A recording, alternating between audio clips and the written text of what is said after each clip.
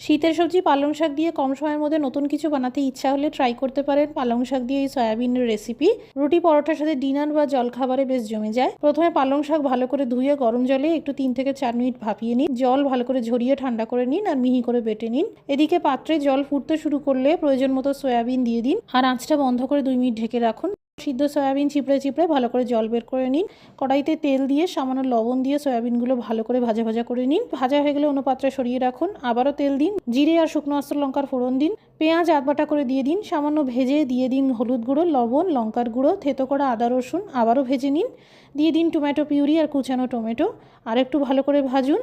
দিয়ে দিন 1 চামচ জিরের গুঁড়ো, ধনের গুঁড়ো, সামান্য গরম মশলার গুঁড়ো, সামান্য নাড়াচাড়া করে ভাজা সয়াবিন দিয়ে দিন। আধা গ্লাস মতো গরম জল দিন, স্বাদ মতো লবণ দিন, কম আঁচে ঢেকে 2 মিনিট রান্না করুন। এবার দিয়ে দিন পালং শাক বাটা, সবশেষে 1 চামচ আমচুর পাউডার দিন। তৈরি হয়ে গেল পালং শাক দিয়ে সয়াবিনের রেসিপি।